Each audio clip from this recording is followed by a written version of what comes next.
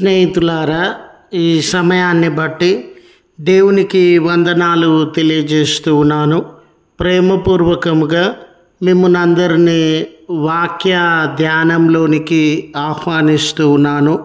ఉపేక్షించక అనే ఆలోచనను మీతో కూడా పంచుకోవడానికి ఇష్టపడుతూ ఉన్నాను కనుక దేవుని యొక్క వాక్యమును మీరు ముగింపు వరకు ఆలకించాలని మీ కుటుంబ సభ్యులతోనూ తోటి విశ్వాసులతోనూ ఈ వీడియో షేర్ చేసుకోవండి.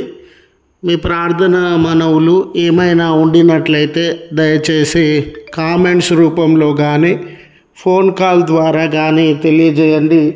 నమ్మకంగా మీ కొరకు ప్రార్థిస్తాము. ఈ వీడియో మీ ఆధ్యాత్మిక జీవితములకు ఉపయోగకరంగా ఉంది అని మీకు అనిపిస్తే దయచేసి ఈ ఛానల్ను సబ్స్క్రైబ్ చేసుకునవలసినదిగా మనవి చేస్తూ ఉన్నాను. లేఖనము యెషయా గ్రంథము 41వ అధ్యాయము 10వ వచన చివరి భాగము. నేను మిమ్మును ఉపేక్షింపక ఏర్పరచుకొంటిని.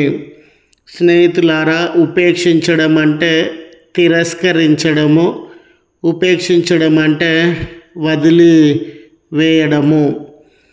ఈ రీతిగా దేవుడు ఎవరిని గురించి ఏ సందర్భంలో వారిని వదిలివేయలేదని, వారిని విడిచిపెట్టలేదని ఎవరిని గురించి ఏ సందర్భంలో తెలియజేస్తూ ఉన్నారు అనే విషయాన్ని ఈ లేఖనమందు మనము తెలుసుకుందాము.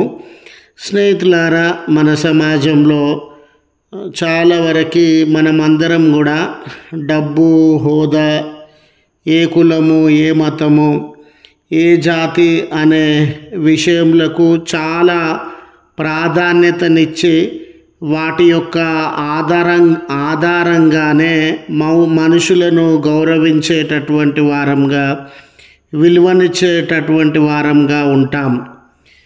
ఈ రోజుల్లో మనము మనిషిని మనిషిగా చూడడం అనేది మానివేసినామండి.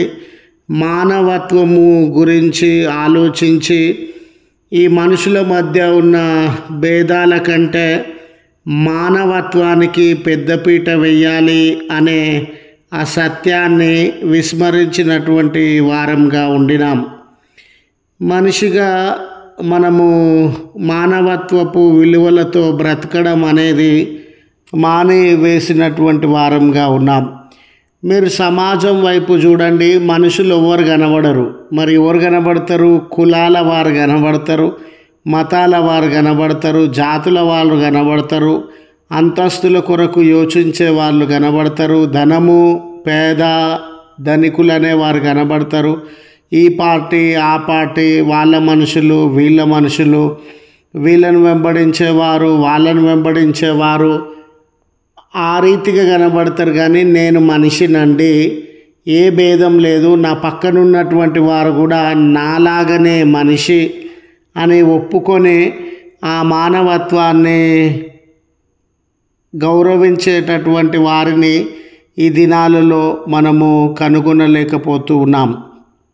ఇలాంటి సమాజంలో స్నేహితుడా, నీ కులము తక్కువని, మతము తక్కువని, పేదవాడవని, చదువు రాదని, బలహీనుడవని, అందరికి ఉన్న ఆస్తిపాస్తులు, అంతస్తులు, పేరు ప్రఖ్యాతులు, పదవులు, హోదా నీ జీవితంలో లేదని ఎన్నో చోట్ల, ఎన్నో పర్యాయాలు, ఎన్నో విషయాలలో అందరూ నిన్ను అవమానించినటువంటి వారుగా, అంటరాని వాడవుగా, ప్రక్కకు పెట్టినటువంటి వారుగా, ఎన్నో విషయాలలో నీవు మరువబడినటువంటి వాడవుగా, విడువబడినటువంటి వాడవుగా ఉండవచ్చు.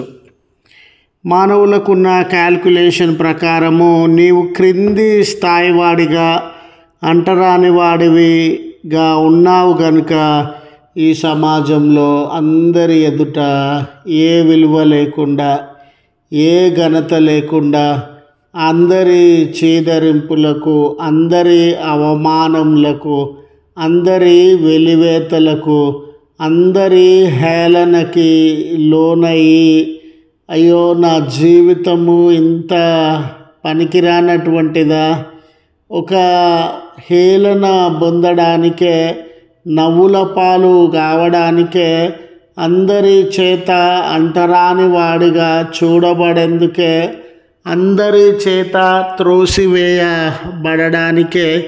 ఈ లోకంలో నేను జీవించినానా, బ్రతుకుతూ ఉన్నానా, నా బ్రతుకు అలాంటిదేనా అని కుమిలిపోయి కృంగి కృషించేటటువంటి వారుగా ఎంతోమంది ఉండవచ్చు. స్నేహితులారా, నీ అనుదిన అనుభవము ఇలాంటి కన్నీళ్ళ మధ్య, ఇలాంటి శోకము, బాధలు, బంధకముల మధ్య గతించేటటువంటిదిగా ఉండవచ్చు. అయితే స్నేహితులారా, దేవుడు నీవు క్రింది స్థాయిలో ఉన్నావని, అందరూ నిన్ను అంటరాని వాడిగా చూస్తున్నారని, అందరిలో ఉన్న డబ్బు, హోదా, గౌరవము, గొప్పతనము, పదవులు నీకు లేవని నిన్ను ఆయన ఉపేక్షించలేదు. ఆయన నిన్ను వదిలివేసినటువంటి దేవుడుగా లేడు, విడిచిపెట్టినటువంటి దేవుడుగా లేడు. అందరూ ఆ వెలివేసిన స్థితిలోనే పనికిరాని వాడవని ప్రక్కకు నెట్టివేసిన స్థితిలోనే, అందరూ నిన్ను చూసి హేళన చేస్తూ ఉన్న స్థితిలోనే, నీలో ఏ గొప్పతనం లేదని, ఏ చదువు, హోదా, డబ్బు, పదవులు లేవని దేవుడు నిన్ను విడిచిపెట్టలేదు. కానీ ఆయన నిన్ను ఏర్పరచుకున్నటువంటి వాడుగా ఉన్నాడు. ఏ రీతిగా ఏర్పరచుకున్నాడనంటే, భూమి ఆకాశములకు సృష్టికర్త అయిన సర్వశక్తి గల దేవుడు నీవు తన జనాంగంగా ఉండడానికి, తన కుమార్తెగా ఉండడానికి ఆయన నిన్ను నియమించుకున్నటువంటి దేవుడుగా ఉన్నాడు. అయ్యో, మనుషుల మధ్య పదవి దొరకలేదని, మనుషుల మధ్య గొప్పతనము దొరకలేదని, మనుషుల మధ్య పేరు ప్రఖ్యాతలు లభించలేవని, మనుషులు గొప్పగా ఎంచే డబ్బు కానీ, హోదా కానీ, ఉన్నతమైన సౌకర్యాలు కానీ, బ్రాండెడ్ వస్తువులు కానీ, ఆస్తిపాస్తులు కానీ నా దగ్గర లేవే అని కుమిలిపోకుండా, అయ్యో ఈ లోకపు దృష్టిలో నేను పనికిరాని వాడనేమో, ఈ లోకము అశాశ్వతమే కదా, ఎంత నన్ను ఈసడించుకున్నా, ఎంత నన్ను వెలివేసినా, ఎంత నన్ను అంటరాని వాడిగా చూసినా ఈ లోకము అశాశ్వతమైనదే కదా. శాశ్వతమైనటువంటి దేవుడు, సర్వశక్తిమంతుడు, సర్వ సృష్టికర్త అయిన దేవుని కుమారుడుగా ఆయన నన్ను నియమించుకున్నాడు. దేవుని కుమార్తెగా ఆయన నన్ను నియమించుకున్నాడు. మనుషులు నన్ను గుర్తించకపోని, మనుషులు నాకు మర్యాద ఇవ్వకపోని, జీవం కలిగిన దేవుడే తన ఇంటి వాడిగా, తన కుమారునిగా నన్ను అంగీకరించినాడని ఆ ఆదరణలోనికి, తమ్ముడు, చెల్లి, ఆ నెమ్మదిలోనికి నీవు వచ్చి ఈ లోక సంబంధమైన అలజడులకి, ఈ లోక సంబంధమైన లోటుపాట్లకి దిగులు చెందకూడదని మనవి చేస్తూ ఈ మాటలను ముగిస్తూ ఉన్నాను. ప్రార్థించుదము. కృపగల తండ్రి, ప్రేమగల మా దేవ, నిజమే దేవా, ఈ దినాలలో మనుషులుగా కాదు కానీ పలాని కులము, పలాని మతము, జాతి, ధనము, హోదా, అధికారము, గొప్ప స్థితిగతులు, ఆస్తిపాస్తులు, వీటిని చూసే మనుషులను గౌరవిస్తూ ఉన్నారయ్యా.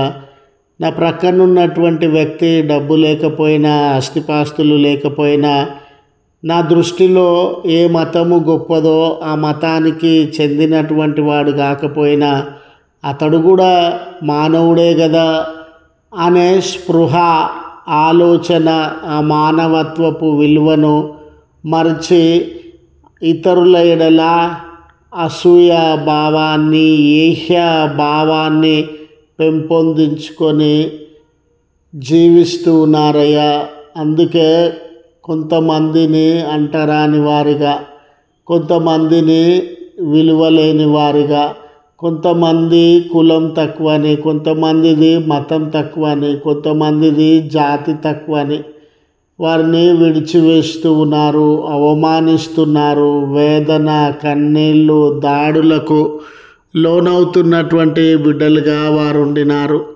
అయ్యా, ఆ గాయములు పొందుతున్న బిడ్డలు, ఆ నిందలు పొందుతున్న బిడ్డలు, వీళ్ళందరిలో నువ్వు తక్కువ వాడవని ఈసడింపులకు లోనవుతున్న బిడ్డలు, వారి హృదయాలు తండ్రి ఎంతగా గాయపరచబడినవో, వారి హృదయాలలో ఎన్ని రోజుల నుంచి దుఃఖము గూడు కట్టుకొని నివసిస్తూ ఉన్నదో నువ్వు ఎరిగినటువంటి దేవుడవయ్యా. మీ ప్రేమ గొప్పది, మీ ఆలోచన ఉన్నతమైనదయ్యా.